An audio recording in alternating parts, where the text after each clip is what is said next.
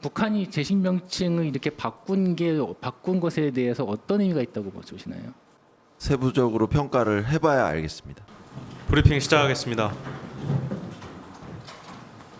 북한이 어제 발사한 미사일이 불화살이란 신형 전략 순항 미사일이라고 공개를 했는데요.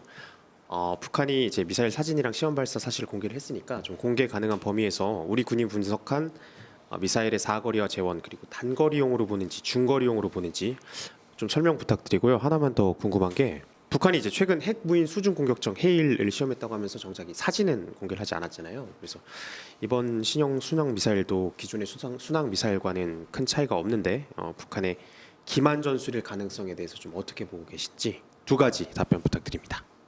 북한이 어제 발사한 순항 미사일은 과거에 발사했던 것과 비교해서 비행거리가 다소 짧았던 점을 고려할 때 이번에는 기존 순항 미사일의 성능 개량을 위한 것으로 평가하고 있습니다.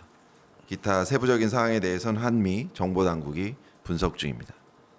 기만에 대해서 물어보셨는데 그러한 부분도 종합적으로 평가를 하고 있습니다.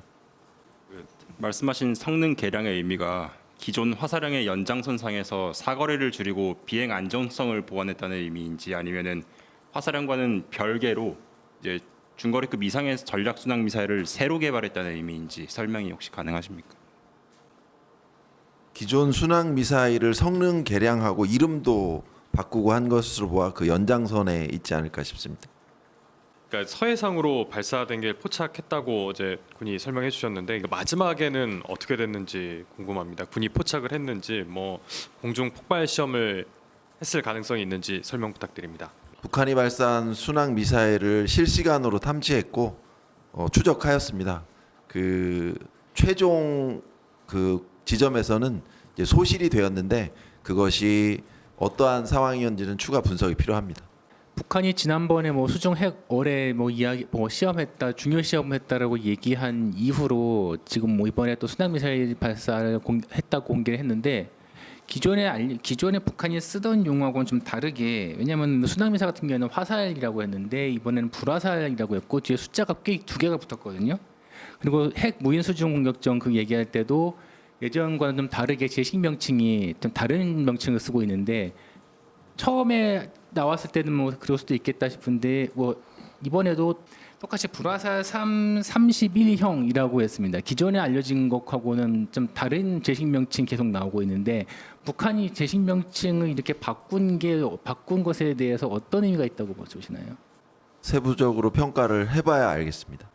기존에는 화성 뭐 극초음속 미사일 같은 경우는 화성 11다라고 했고 화성 7, 화성 8, 화성 8형 이렇게 얘기했고 화성 17형 이렇게 얘기하고 그랬었는데 북극성 2형 이렇게 얘기했는데 불화살이라는 거는 이번에 제 기억엔 전에 나왔던 게 거의 없었던 걸로 같거든요. 순항 미사일은 화살이라고 했거든요. 근데 이번에 불화살이라고 했고 저번에 핵 무인수중 공격도 약간 다른 명칭을 썼는데 기존의 무기 성능 개량 방금 말씀해 주신 것처럼 기존 무기의 성능 개량이나 이런 거라고 말씀하셨다면은 이거는 근데 성능 개량이라고 하면은 이름이 아예 달라지진 않잖아요, 보통. 근데 이름이 완전히 바뀌는 형태로 나왔는데 그거하고는 약간 어떤 관계가 있는 건지 좀 명확하게 좀 이해가 잘 안 가서요. 분석을 해봐야 알 수 있겠습니다. 제가 지금 설명드릴 사안은 없습니다. 어제 그 북한 신형 순항 미사일 관련하여서 별도 뭐 언급이 본인들이 뭐 핵 무기 탑재 뭐 모의 핵 폭발 실험 이런 것들에 대한 언급은 없었긴 했는데 혹시 그런 부분에 이루어졌을 가능성도 혹시 염두에 두고 보고 계시는 건지 설명 추가로 좀 해주시면 좋겠습니다. 질문하신 그 핵 탑재 여부, 실험 여부에 대해서는 한미 정보당국이 분석 중입니다. 추가로 드릴 말씀은 없습니다.